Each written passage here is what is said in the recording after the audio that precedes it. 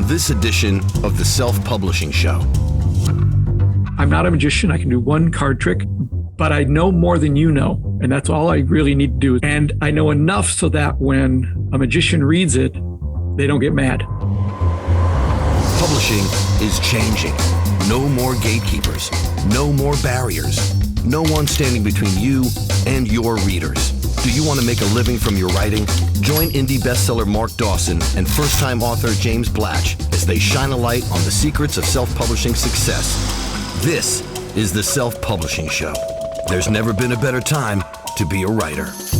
Hello and welcome. It is the Self-Publishing Show with me, James Blatch. And me, Mark Dawson. Welcome to the United Kingdom on this Friday.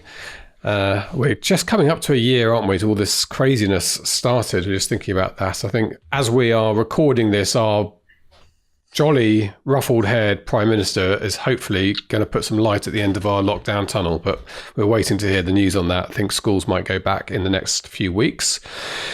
And now that we've got a vaccine, feels kind of good. It's been a slightly crazy time. We've talked a lot about it from an author point of view. And I think as we get away from the pandemic, hopefully we will get away from the pandemic. We'll look back a little bit at what's changed for the long term on that. So maybe future episodes. Couple of things to mention, I suppose, before we go into our interview today with John Gaspard. I talked about the book bub that we had for Fuse Books for number one in the series of Kerry J. Donovan's thrillers on Ryan Kane. So that went ahead, and I think you did predict it would be like 20 to 30,000 downloads. We actually had 32,200 downloads on the main day, and I had 3,000 or 4,000 either side of that. We actually got to just under 42,000 downloads, free downloads of the book, which I'm thrilled about. And I can tell you, I did the figures this morning for yesterday, and there was this big bump in books on book 2 in the series, both the page reads and purchases. We actually had nearly 100 books bought yesterday, which is huge for him, because lower than that, we are building up. So I can already see, however much the book cost, I think it was $640 from memory, I can already see that's going to be paid for in a few days of the bookbub taking place. So that is incredible. Yeah, so I can see already. I know there's some cynicism about every platform. People say, oh, does it work anymore? Is it working? What's the best strategy? Well, I can tell you from my personal experience, and I've done an international bookbub deal with Robert Story's books and now a US and international deal with Kerry's books. Unquestionably, they have been financially worth it. Yeah, absolutely. They always are. I mean, I've done, I mentioned before, I've probably come towards 40 featured deals now in worldwide ones, and they're always at least double the money. So, yeah, sure, they are expensive if you think about that in terms of the amount you've got to lay down. $800 say for a thriller, but it's not expensive when you make $1,600. That's that's pretty good. However you cut it, and I've not done a free one for a while, so I'm pleased that that's worked as well as that. And I knew that would be the kind of number that we'd be looking at in terms of the downloads. They're great covers, they BookBub always write great blurbs, and I saw the email coming in because it's in a genre that I subscribe to with BookBub. So I saw the book coming in, and I could imagine, I knew what you'd be like, refreshing every half an hour to. Well, actually, I remember the first one I had. I was refreshing every 30 seconds and saying, oh, look, another 100, another 200, another, kind of see how high you can go. Plus, you hit number one in the store, didn't you? Yes, we hit number one in the UK store, number 3, I think, in the US store, on the free charts, that is, yeah. Yeah, I mean, we've done, I talk a lot about Fuse because it's my learning process of actually putting into action what I've been listening to on this podcast, on this show for the last couple of years. And I think it's useful to go through it, and I'll do another blog soon. But, Kerry's books, when we inherited that series alone, Kerry does have other series, by the way, but I think the average page reads a day were 2,000 to 3,000. Yesterday, the day after the free period ended, we did 66,247 page reads in one day. That's a record under our stewardship for his books. And that is, without question related to the BookBub. Simple as that. Those will continue. You'll see a wave. Those 32,000, assuming, say, even 5,000 of those get opened and read, you'll see those as people continue to read, log back in on Wi-Fi so the data is able to be shared with Amazon. Those will continue to register possibly for, I still get page reads on a couple of books I don't actually have live anymore. I still get them like 2 years after I took them down because they're still on people's devices, and people will still occasionally, read a couple of pages, and I'll get paid about 0.006 of a cent for those books. But it just goes to show that that will be a benefit that will continue for the next, however long, months. Yeah. I would like the dollar to go back up a bit, I have to say, from SPF point of view and from it's been quite good for me, sales. actually. I've just done an audio deal, which is I'm buying lots of US dollars with pounds at the moment. But yeah, when you cut it the other way around, I think this is the highest it's been for I don't know how long. Yeah, I can remember it in SPF days. I can remember it being 147. 146, 147, and it's now 140 something. So it's back up to where it was well before COVID hit. Yeah. And Brexit. Yeah. Yeah, exactly. Which did it. But anyway, we've got some dollars at some point I need to change. I need to bite the bullet on that. And Bitcoin's going down today as well, I noticed on my... Going down, is it? It's down. It's been up massively, Did but it's going down. Did you buy any Bitcoin, did you? Yes, I've got Bitcoin, yeah. Oh, well done. Yeah, but I haven't sold it. It's just a long-term investment, I think.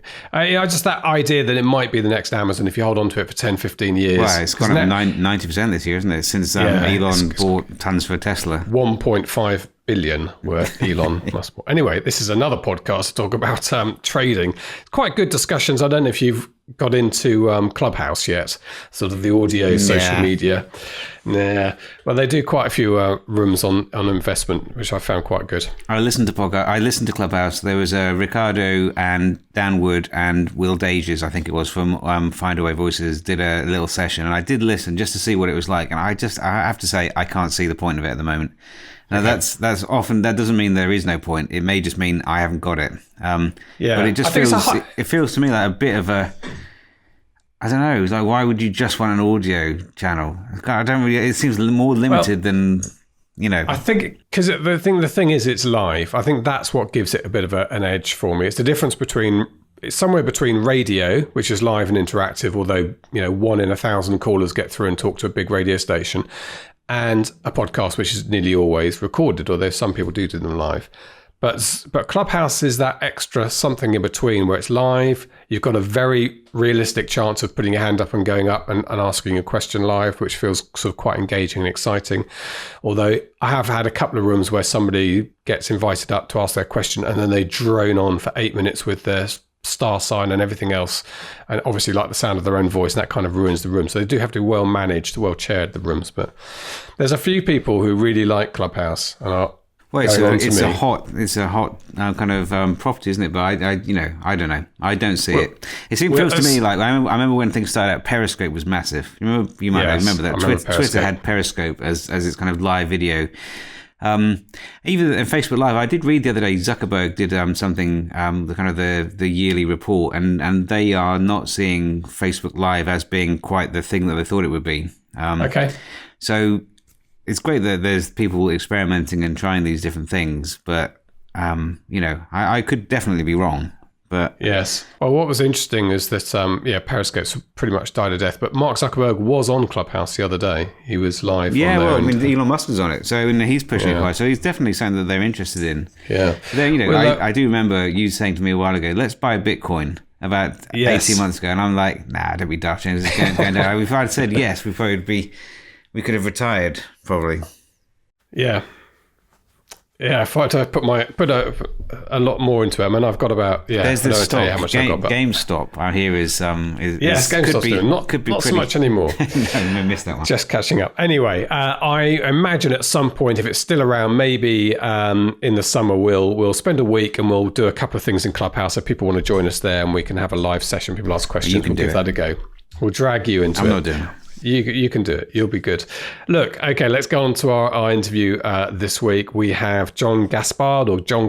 I think I mentioned this at the beginning. I think he and his wife both pronounce his surname differently. But anyway. Isn't he a character in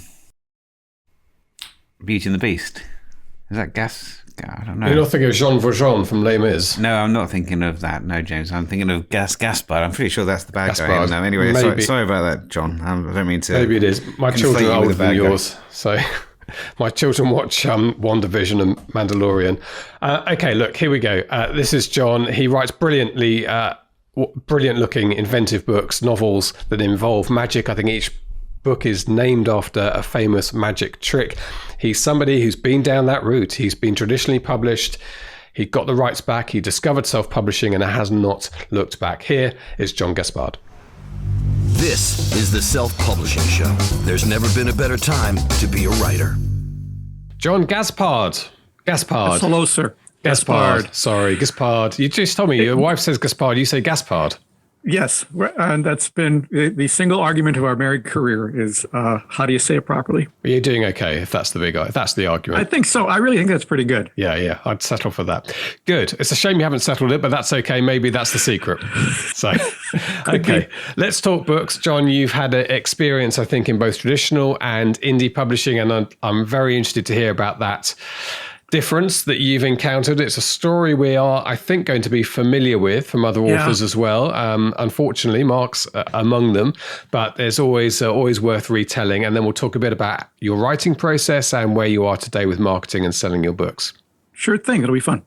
Great. Well, let's start probably with your beginnings as a writer and being traditionally published, which is, regardless of anything else, worthy of note and congratulations, because it's a tough gig to get. It was as hard or harder than writing the first couple books was getting that publisher, and thinking, well, I must be terrible because no one wants this, or the other thing that drove me crazy was, we'll let you know in 6 months. It's like, what do you mean? What do you mean? What do you mean?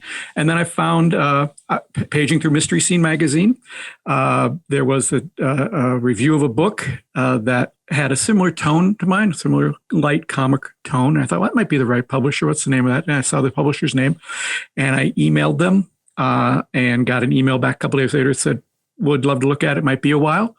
Sent the manuscript over, and 2 days later got a phone call saying, I love this book. I want to publish the book. So that's about the best news you can get starting out like that. And it was a nice ride at the beginning. They did the first four books. And then it kind of petered out for them.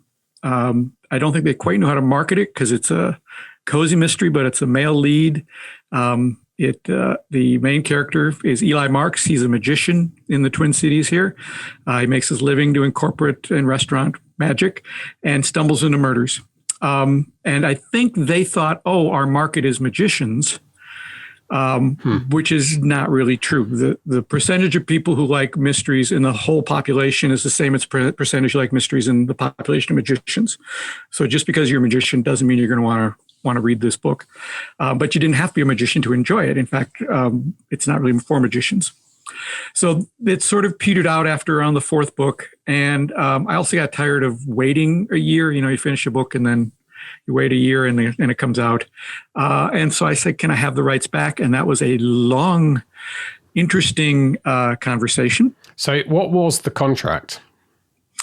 I had no contract. That's interesting. In fact, that year I'd gone to Malice for the first time and was on a lot of panels, and people would excitedly say, I just talked to my agent and I've signed a contract for 3 more books. And I would just get this sick feeling in my stomach, like, I want to enjoy this process.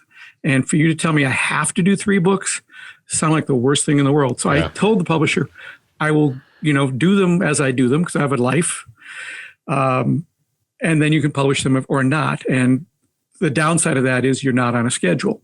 So when you give them the book, they put you 1 year ahead, and that's when you come out. So that's the downside of it. The upside is you can write when you want and don't have this sort of Damocles hanging over your head that, oh my goodness, I have to have a book out next week. Because for me, it was and is a hobby that can kind of be profitable, but it's supposed to be fun.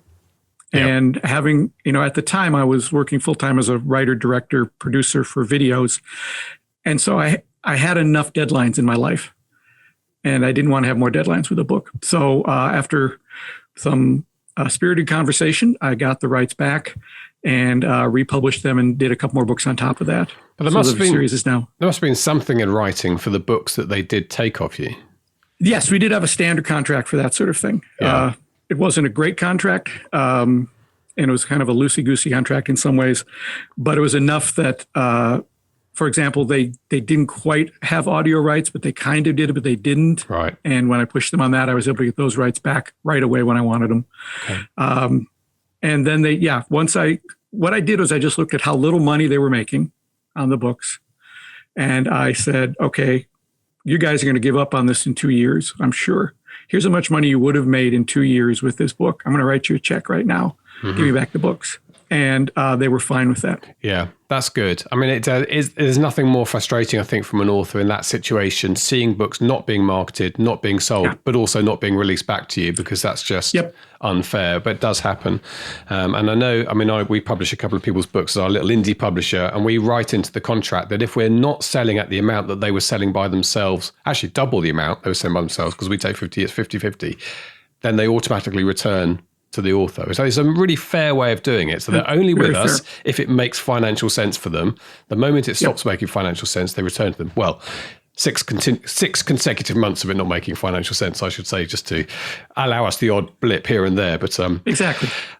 Yes, and I've always said this. I think indie publishers are writing the next chapter of contracts that are going to be fairer to authors, I hope. I hope so.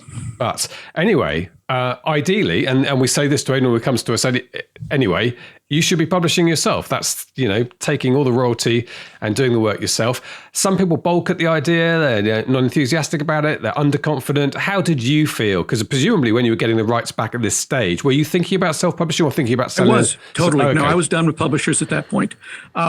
My background, since around age 13, I've been making low-budget feature films in all different formats, from Super 8 to 16 millimeter to digital video to. So I'm used to having a big, messy project that needs to get done, and that's kind of what a book is. Mm-hmm. And I'm used to the idea of a little bit every day and you get it done. So that process didn't really scare me too much. And while being published, while Eli Mark series was published, I did self-publish a couple other little things that I had just to kind of get my feet wet and see what that was like. So I knew what I was into on the technical side. And the parting words the publisher gave me basically on the way out the door were, take Mark Dawson's class, do that, which I did right away, which was very helpful. And it not in the sense that everything that was in there have I used or will I use, but it's sort of just established a universe for me. Here are the kinds of things I'm going to be dealing with.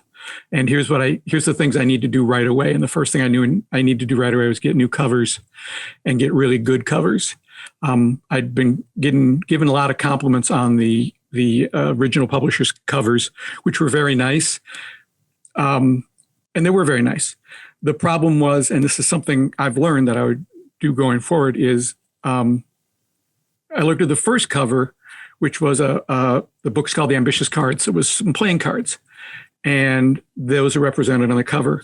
And I went, oh, that's nice, that's great. And not realizing that every subsequent cover would have a kind of a cartoony look, because anything else you're trying to picture outside of a playing card it's going to be some kind of clip art or something, which I didn't really like as much. It just looked a little more childish than I wanted. So I searched around and found an excellent designer over in England who looked at what I needed and said, all right, here's your 6 books that you've got. What if we did this or this or this? And, gave me different approaches, and we went down a path. And because he knew he was going to have to replicate it 7, 8, 9, 10, 11, he set it up in such a way that they have a brand, but each one of them is unique. And that was a great experience. That was the smartest thing I did, was spending what ended up being probably $200, $300 per cover, which seemed like a lot when you do them all at once. Yeah. But then you hit the ground running, and I was able to re-release them all at the same time with the new covers. So yeah, I mean, it's really not a lot when you think of the impact the cover has on selling your book. It's and compared to other costs such as editing, it's a bargain really for what you get from it. You can name check the cover design if you like. It's designed for writers. And it's a couple, Andrew and Rebecca. I don't know where they are in England, but I know I'm dealing with the same time issues I'm dealing with you. Okay. For them. If I send them an email at noon here, I get an email back saying, we're closed. Yeah. Well, good. I'm glad you're closed. That's good. In addition to the covers, he gives you everything you need. And it's surprising how often you need all the different things, whether it's the full wraparound or the PDF or the hardcover or the audiobook cover, or you need it up to a certain size. He also does the little 3D thing, which I can do as well, but they're nice to have.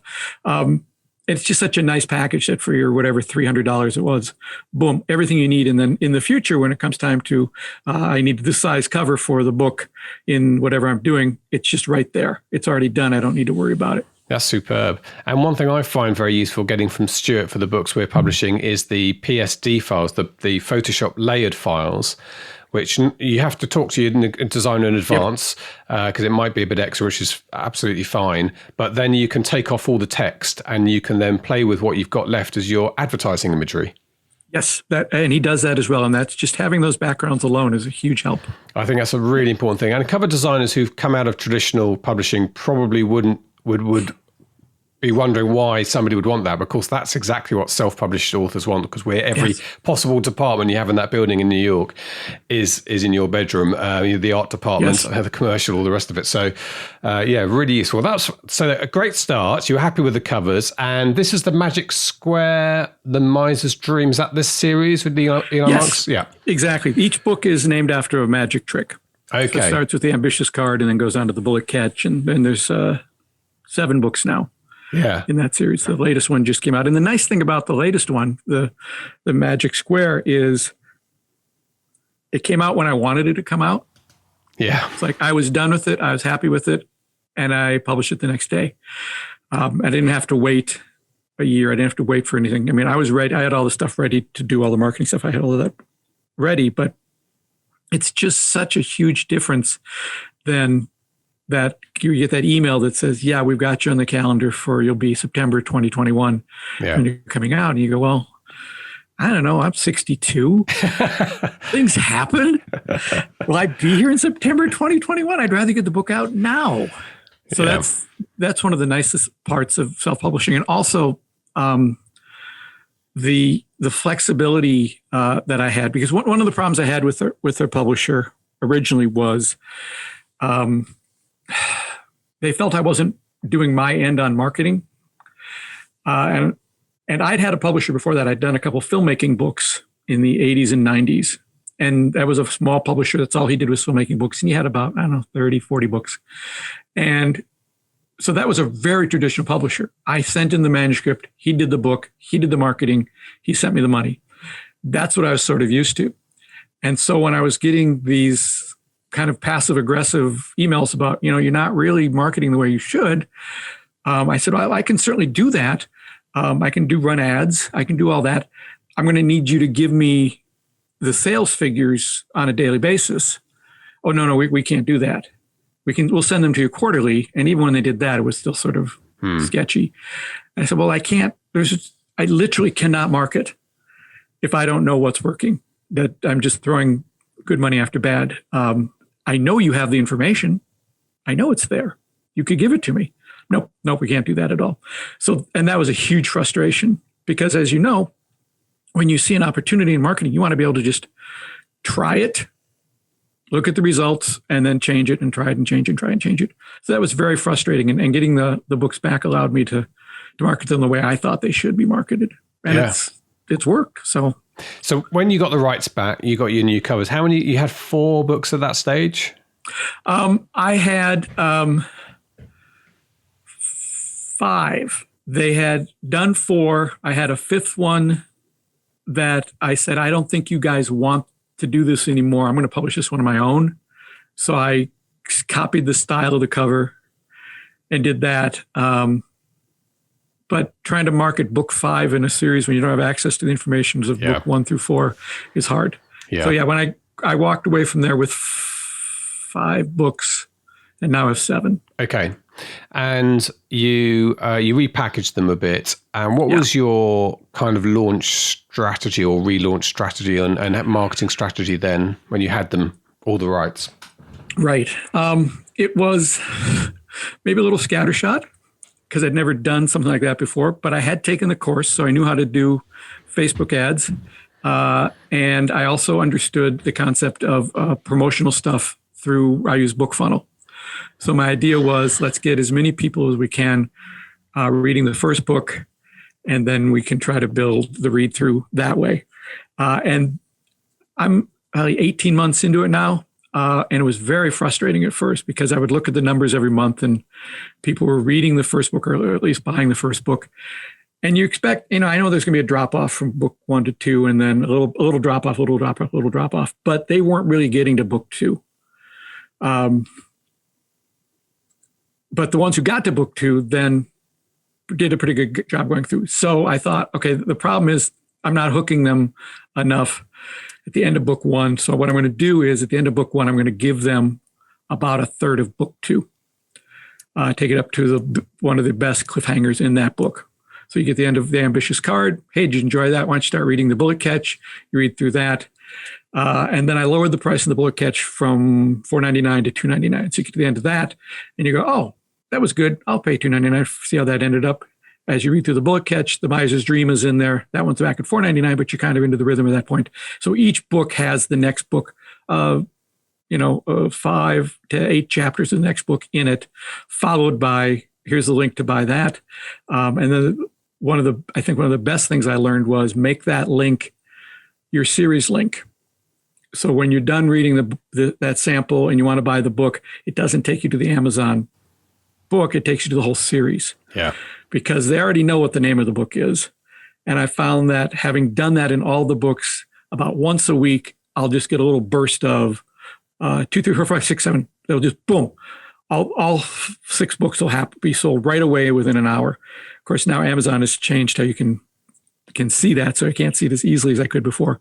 But it was clear that people were seeing the series thing. They were seeing that it said, read the whole rest of the series for $22, and they're clicking that, which made a big difference. Now the read-through is really good. The last couple months, it's been really, really solid.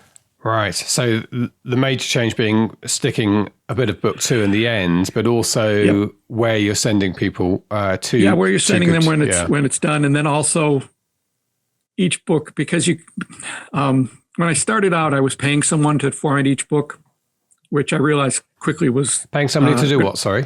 To do the formatting. Oh, formatting, yeah. For each book. Yeah.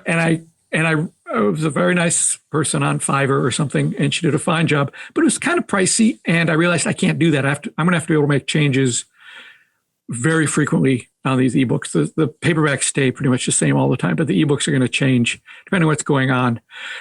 So I bought Vellum, which paid for itself probably a day later. Yeah. And it's so easy to use, and they're so helpful when you have a question. So I make sure that not only do they have the next book, a good chunk of that, plus a link for that, but they also have, do you want to read a free short story about this character? And that's going to give me your email address if you do that. Or do you want to join the newsletter? Do you want to do that? And oh, by the way, if you liked that series, here's an ad for the Como Lake Players Mystery Series or one of the standalone books. So because you can update that so easily as an ebook, I'm constantly changing what that is and just kind of keeping an eye on what's working, what isn't. Yeah. And it's a series as opposed to a serial. So you could read them out of order. They're all standalone mysteries. You absolutely can read them out of order. In fact, the 6th book, which is called The Zombie Ball, was designed for latecomers to the series. It's a story that takes place before the first book. Okay. It's a flashback story. So if you jump in on that one and you like it, you can go back to the beginning and it all makes sense. And it hasn't given away anything major that you'd find out in the other 5 books. But it also sets you up for the next one if you'd rather just move straight ahead. Oh, why magic? Is this a passion of yours or? No, not really. I know a lot of magicians. I know more magicians than a normal person should. Partially because I have just a couple friends who are magicians. Partially because I used to work in the meetings and events business and would have to hire talent. And so I've met a lot of magicians that way. I wanted to write a series with one main character. I'm a big fan of Lawrence Block's burglar books with Bernie Rodenbach. And those are just light, airy, funny mysteries. And I was trying to think of a character that would move throughout. He can be in a corporate situation. He can be in a party situation. There's a lot of reasons for him to be a lot of different places. And then I started just doing a little minor research on it and saw that the names of the tricks were so evocative. You have the miser's dream, you have the bullet catch, you have the ambitious card, you have the zombie ball. These are all trick names. And they just sounded great. So I jumped into it knowing very little about magic. The first book has to do with a bunch of psychics being killed. So at the same time I was learning about magic, I had to learn about psychics. I had those two paths going. And now I'm not a magician. I can do one card trick, but I know more than you know. And that's all I really need to do is know more than you, the average person. And I know enough so that when a magician reads it, they don't get mad. They go, yeah, that's exactly how that should be. In fact, Teller of Penn and Teller sent me an email because he had read one of the books, and he said, I really like how you treated magic in it. Magic is normally not done right in mysteries, and you've got all the details right. Wow. And at that point, I thought I should just stop, because all I really ever wanted was the books to be accepted by the magic community, where they're not, throwing them across the room and getting mad. Yeah. They're saying, yes, that's how it is. And I getting up to speed on that took a while, and it's still an ongoing thing. I'm still listening to magic podcasts and reading magazines and seeing magicians and talking to magicians, because I can see you've got an aircraft right behind you for your book. I don't know how in depth you had to go for your research. Quite. Yeah. And I don't know if you always knew what you were looking for, but you needed to just fill the coffer with as much stuff as possible. And that's what it was with magic, was I just needed to get all the stuff so that I have access to anything they would have access to, and it's right. When the magician says, I'm going to do a torn and restored rope trick, that is the way it's said. It is a torn and restored rope. Yeah. That's how you say it. And I think that's the trick, is the little bits of language. It's the small bits that give away the innate information you have about a subject. It's not knowing the big things. Nope. And that's what you've obviously been able to capture, is the language that they use in conversation with each other. Yep, it's getting that vernacular right, and then I still get emails from the latest book takes place at a magic convention, and all the emails I've gotten from the magicians have been, I know exactly where you are, I know exactly who you mean, I've been in that conversation in that ballroom with these people. So it's nice that they're seeing that the work paid off. Fantastic. Well, we're rewatching Arrested Development at the moment, so most of my magic is Job, who I think is probably the greatest illusionist who's been on television. He's very, very good. But do you know what? The writers of that series who make Job, who is obviously terrible, probably had to do the same amount of research and innate understanding of magic and illusion to get him right. Because there's a trick. In fact, there was a famous magician, comedian in the UK called Tommy Cooper. I don't know if you've ever heard of him. Yeah. So Tommy Cooper got all his tricks wrong, and other magicians would say, you've no idea how hard he works at his magic to get them wrong like that. It's just as much talent. So, and I think that's a trick, excuse the pun. Putting them into a book or another context is requires a lot of, as you say, understanding of the craft. Anyway, we could talk about magic. We're not really here to talk about magic. It's fascinating. I love it as a subject matter, and they're very, very evocative, the trick names, the illusion names, aren't they? I always remember it was The Transported Man was in the film. Yep. And there's the Vanishing Man as well, and so on. So yes, all these famous old names. So the big question is, you got your rights back. You were getting checks, albeit not making you look forward to retirement in your traditional publishing company. Now, how did it go in the first year, 2 years of you self-publishing? I'm not going to retire on it yet, but I never intended to. It's a hobby, and I'm trying to keep it fun. And I know that there's a whole nother track of, independent authors where they want to be making that tons and tons of money. And I wouldn't turn it down, but I'm not willing to work that hard. But I just wanted to make sure I wasn't losing money. Because I made a bunch of low budget feature films none of which ever made their money back, but they kind of almost did. And I'm okay in that universe of kind of breaking even. I'm no longer breaking even. I'm making money every month. I've gone from when I started probably selling a couple books a day to selling 10 to 20 books a day, which adds up, which is very nice. The read through on the series, as I look at the numbers, it's just been really gratifying to see that I figured out a way to get them to do it. And one of the ways I did it, which was one of the hardest things I've ever done, was to make the first book free for a short amount of time. Now, I know there's a lot of people who have free books that are perma-free, and they're okay with that, and they live with that. But that first book was hard. That was a hard book to create. And the idea of making it free, I'd let it be 99 cents for a long, long, long, long time. And that kind of worked. And then when I made it free for, 3 days, something like that, suddenly there's 7,000, 8,000, 9,000 books gone like that. And part of me is going, well, that's income I'm never going to see. But the other part is going, well, you never would have seen that anyway. These are people who would not have necessarily bought the book or seen the book or found the book. Yeah. And you're only losing 35 cents each time. And if you had an ad that was costing you 35 cents for every click, and then every one of those clicks, they took the book, you'd go, well, that's a pretty good ad. Yeah. That's not a bad ad, but it's costing me nothing. And so once I got over that hump and did that, and then have just seen, because I did that maybe 4 months ago, just seeing the constant, it's just constant. It just keeps going. Yeah. They just keep buying the rest of the books and moving on through, and then wanting to go to the next series and emailing and saying, when's the next Eli going to happen? When's the new audiobook coming out? So it was hard to get over that free speed bump. But now that I've done it, it's like, well, I'll have to do that again next year at some point. But it really was a lesson, and it paid off really, really nicely. Yeah. Do you know what? I think that's the benefit of Mark's course is not necessarily, people say, well, what do I get out of it? It's instead of saying, well, I'm not going to make my book free, why would I do that? Or saying, I'm going to make my book free. It's understanding why you would do something like that, where the benefit is, and how to balance that and make good decisions. Because the way you described that, it's quite complicated actually, as to why it's beneficial giving your book away. But understanding that detail, that's what you get when you start tuning into Mark and Joe and Nick Stevenson and others in this region. It's tuning into that language of a bit like the magicians. It's its own world.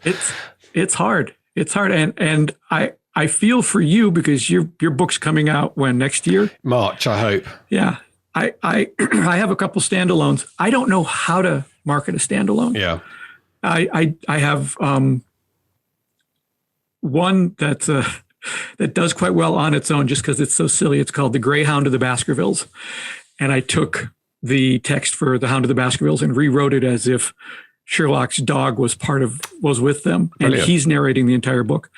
And it's adorable. And people really seem to like that. I'm going to do a sequel called A Christmas Carol, which is a Christmas Carol told from a dog's point of view. If you can get those into the right niche, those sell. But other stuff that I have, I have a Jack the Ripper thriller. Hard to get that selling. I have a fantasy thing. It's just so hard. I feel for people who just have the one book. Yeah. Because I'd be lost without having this whole series of getting them in and getting them through it. Yeah. Well, your next book is the best marketing for your current book, isn't it? So that's why I'm 30,000 words into book 2 before book 1's even been written, been published. Well, so that's, and then book, I'm already starting to think, where's book 3 going to come from? So yes, I think it's a long-term strategy for me, and it should be for people. Occasionally, there's the Harper Lees of the world, isn't there, who write this one book and retire off it. I mean, although ironically, I think she did write the sequel in retirement.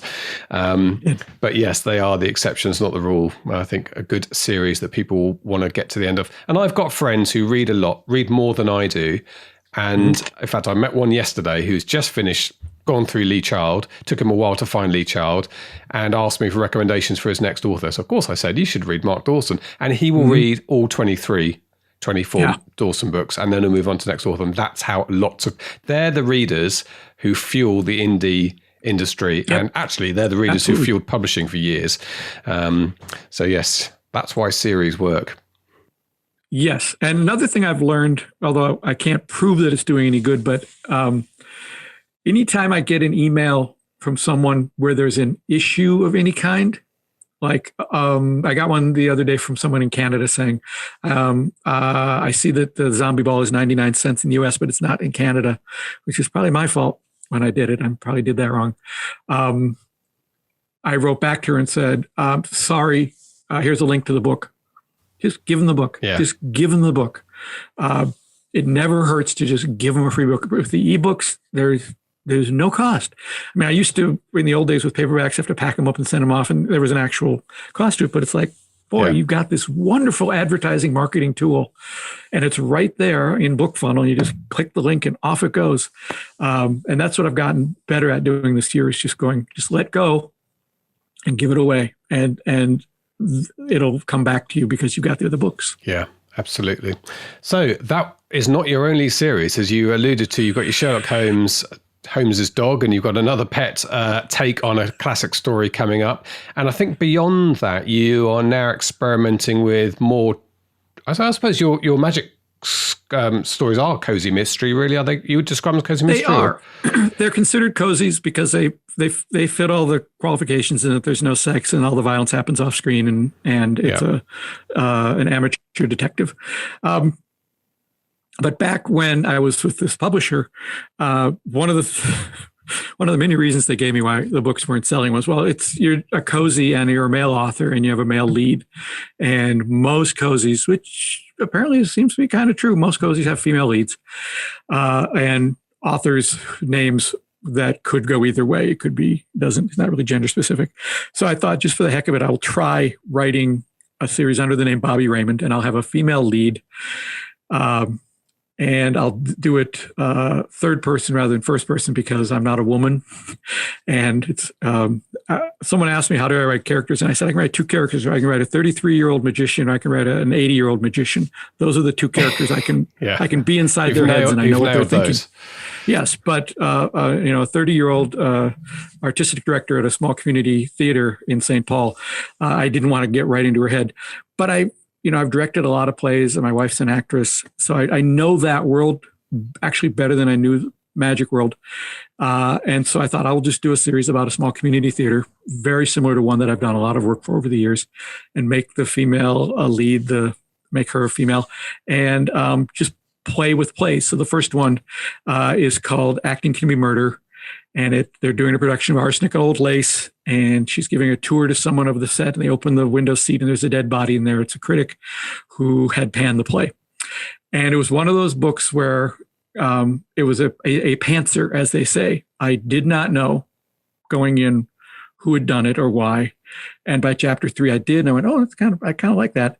And unlike the Eli Mark series, which are pretty tightly outlined, these are a little more loosely outlined, so I can have more fun with them. And then the second one's called Dying to Audition, and they're doing The Importance of Being Earnest. And the one that'll be out next year is called Rehearsed to Death, and they're doing A Christmas Carol. And they're just in the way the magic books have a lot of magic jokes in them, they just have a lot of theater jokes in them, just a lot of making fun of actors, making fun of performers, making fun of the whole circus. And you went through a couple of the tropes there that identify a book as a cozy mystery. I always find these interesting areas, sort of subgenres and so on. And the way you set up that book is that the person is the director or involved in the production of the play, and the main critic has been murdered. So is that a normal trope? Is one of the motivations for trying to solve the murder is that they're in the frame for it if they don't? Is that or was that an accident? If I were a better writer, you bet that would be. But the problem was, in fact, that some of the notes I got back from readers on the first one was the main character, Leah, doesn't do a lot of detecting. She was sort of a reactive character. She wasn't out there. But as someone pointed out to me in the Eli Marks books, about half the time, Eli solves the mystery wrong. He gets it wrong. Right. Chapter 20, he says, I know who the killer is. And in chapter 21, that person is dead. And so I'm not apparently a huge proponent of always letting the lead character really be a good detective. But in the second book, in Dying to Audition, she does do more. The problem I have with that and with the Eli series and with any of these types of series, which apparently I just have to get over, is why does this one person have so many deaths around them? And in the case of a small community theater, if that many people died, who would go to that theater? I think you do have to look past that, because there's a village called Midsummer. Midsummer Murders. Yes. I don't know if you get that. Yes, it is a bit of a running joke. Is the serial killing capital of the world, but that never gets mentioned. There just happens to be another murder every week. But do you know what? People tune in their millions to watch that on TV and read the series. So let it go. Get over it. That's what I said. Get over it. That sounds great. And now you mentioned pantsing, so we'll talk about writing style. We're trying to use. Well, I do prefer the term discovery writer, which is a very nicer term, isn't it, than cleaner pantser? Sound. Yeah. Yes. So discovery writing, is that how you wrote the earlier books as well, or did you plot them a bit? No, I couldn't. The process I got into by about the third book was having a ton of notes that got me about 2/3 of the way through the book, and then a pretty strong idea of what the ending would be, but leaving that last third a little loosey-goosey because things are going to change, and I need some wiggle room at the end to do that. So I go in always knowing who did it. Sometimes the victims may change, but it's pretty tightly crafted up until about the 2/3 point. Otherwise, I would just get lost. So, because I have to make sure. I mean, if you read through the structure books like Save the Cat, there's certain beats that in theory you should try to hit, and I think if you've read enough mysteries like I have, you kind of have internalized that. And so you know when you need to change or shift or kill or something like that. But it does help to put it down on paper and go, by chapter 15, these number of people need to be dead. So how was the discovery process? How did that feel compared to that? It felt a little unnerving, except that I did figure out in chapter 3 who the killer was. Okay. Which I can understand. People can go much further. It really helped me to figure that out. So in the second book in that series, I did the same thing, and I knew who the killer was going in. That was really all I knew going in, was who the killer was. Okay. And then you just, it's what does Aaron Sorkin say? It's intention and obstacle. Every scene is, what is the intention they're trying to do? What's in their way? What can I throw in their way? What can I throw in their way? And just finding ways to just mess up their lives a little bit. Yeah. I'm watching his masterclass at the moment, and he says that's when you have a story. People often say, I've got a great story about this guy trapped on an oil rig or something, but that's a situation, and you've got to create although actually that does have an obstacle in it, but the intention and obstacle, that's the beginning of your story. He's remarkably consistent about saying that over the last 20 years. The new thing he's added, which I tried in this last book, The Magic Square, which he'd heard from somebody else, was try cutting out the last line of each scene, or in this case, each chapter. Just, do you really need that last line? And it is sort of interesting that sometimes you do overwrite a little bit, and if you just took that last line out, it is a bit more evocative. So if Aaron Sorkin says it, I'm going to try it. Yeah, he is the genius. I might give that a go. I do struggle with the last line, because I do feel sometimes it has to be a kind of conclusory, is that a word? Conclusionary, a conclusion to the scene. But maybe it's not necessary. Well, one of the things that was lucky for me going into novel writing, because I didn't start doing that until late 40s, maybe. But I'd written a ton of screenplays up to that point. Some produced, some not produced. But the ones that I'd produced myself, you really learn what is a scene, because not only have you written it, but you're also working with the actors to shoot it, and then you're in the editing. And when does a scene really end? When does it begin? And then you learn, which you kind of get more when you're into editing, but if you can bring it back into writing, it's very helpful, is don't think of it as a scene, because there really are very few scenes. There are generally sequences. There's a thing that starts the ball rolling, and it's a scene and a scene and a scene and a scene, but it's a full sequence. And that's how, when you edit movies, you generally edit sequences. You don't edit scenes. And if you think of the book writing that same way, where, you may have 4 chapters, and it may take place over 6 locations, but it really is one sequence. It's one big sequence. And if you think of it that way, it's easier to write it. Yeah, that's interesting. And I think just occurring to me as you were saying that from your film background is that it costs money, obviously, to film even a low budget film. Thousands of dollars will go into filming one scene, which is a really good way of writing and really testing, is this scene necessary? Is this driving the story forward? Or can you pull it out? Because if you think there's going to be all these people standing around cameras and holding lights and actors brought in, you better be sure this is moving the story forward. Well, I had a painful lesson in that back when I was in college. So this is in the 1980s at the University of Minnesota. We had borrowed a bunch of video equipment and we're making a feature on and around the campus. And one of our professors in the theater department was a former Broadway actor, had been kind of a big deal in Broadway, and was a very handsome, had a lot of presence. So we wrote a part for him in the movie, and we shot 2 scenes with him, and it was kind of a big deal that he was willing to do it. And we went and we put the movie together, and we're watching it, my partner and I, and we get to the end and we turn to each other and go, we don't need those scenes. We have to cut him out. We don't need those scenes. Wow. Very painful to do. Yeah. He didn't really care one way or another, but it's a good lesson to go as you're writing a screenplay that you're going to shoot. Do I really need this? Do I really, really need this? Or do I just want to shoot it? And you take that mindset into novel writing. And the nice thing about novel writing is even if I don't need it, it's my novel. I don't care. I'm going to include it because you can do that as long as you're not, somebody said it's easier to write a novel than a short story. And it is true. Yes. In the short story, you got to be precise. Yeah. And probably the same with a screenplay, I imagine. More easier to write a rambling novel is the point you're making, I guess, although you don't want to write a rambling novel. You want it to be a tight. Yeah, I know you want it to be tight, but you also can take little trips, little tiny side trips that would be the first thing they're going to cut when they try to turn it into a movie. Yeah. But it just, and I know I'm writing for a reader, but I think in the back of my mind, that reader is me 10 years from now when I forgot that I wrote it. And I know I will enjoy reading these books. Yeah. There's another Aaron Sorkin tale when he wrote The American President that I think his first screenplay was 268 pages long. And he said, I enjoyed the sound of my own voice. I enjoyed this president I'd created, and I enjoyed all these scenes, and I wrote all these scenes. And of course, when they said to him, you're going to need to make that 120 pages, he stripped it all away and was left with this amazing story, very tight 3-act story, which the film is. And he said, actually, all that stuff he ejected became The West Wing.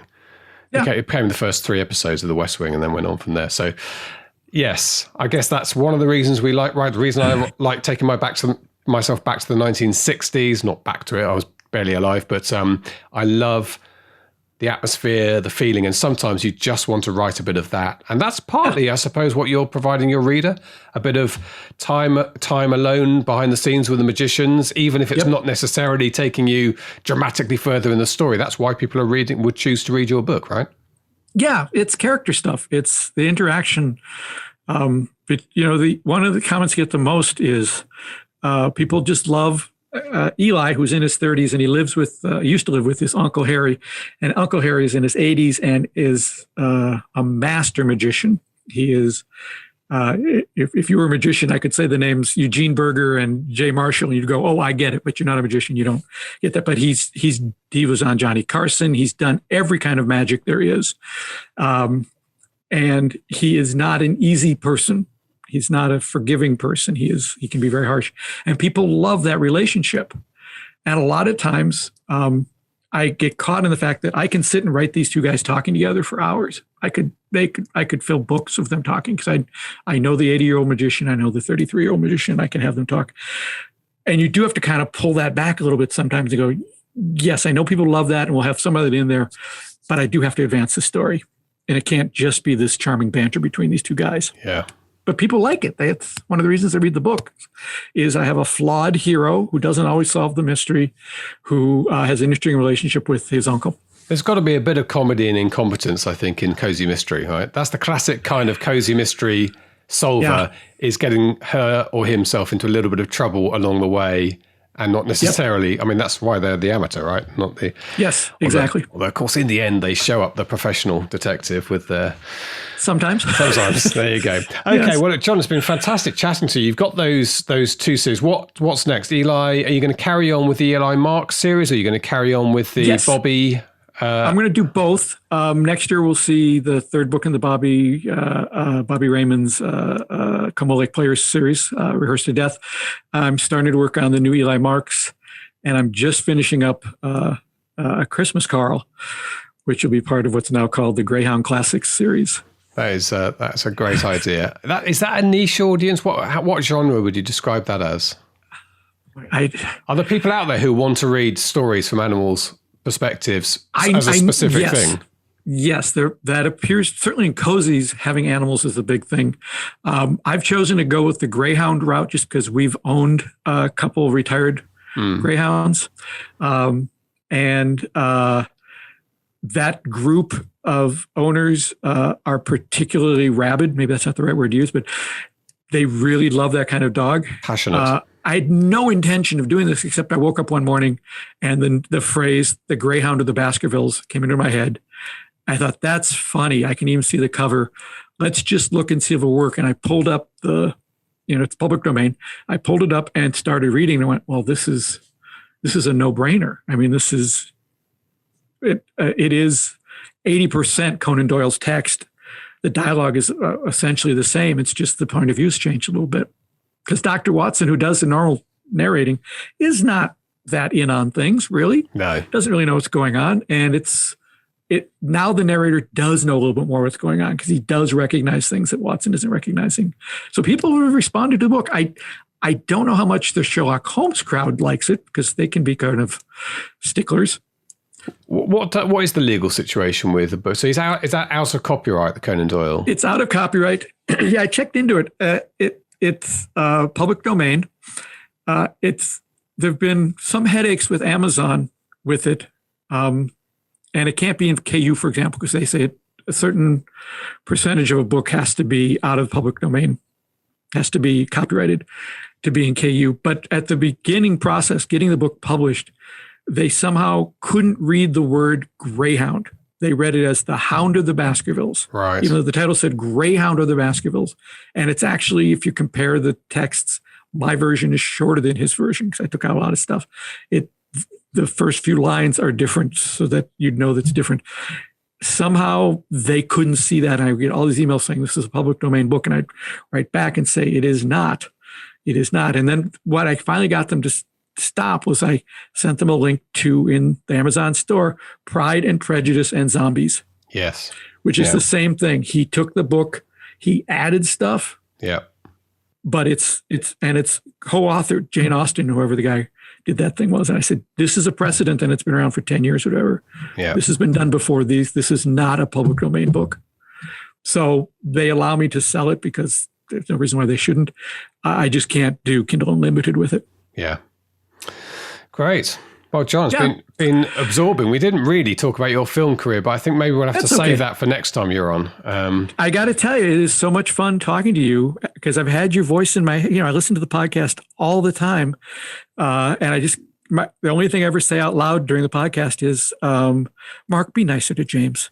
Just be nicer to him. Yeah, be nice to me, Mark. Listen. Yes, come on, just be nice. No, it's even when the topic isn't quite in my wheelhouse, I always learn something from it. So, I guarantee that's what people will say today about this interview, even if it's not exactly their genre. It's been fascinating talking to you, and I knew it'd be a good interview because I read your background and was looking forward to chatting. It's lived up to that. So, John, thank you very much indeed. We wish you all the best with your future publications, and you promised me that you'll come back on at some point and maybe we'll talk about screenwriting or some other aspects of your long career. And I'm looking forward to reading your book as well. Thank you, John. All right.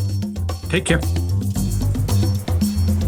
This is the Self-Publishing Show. There's never been a better time to be a writer.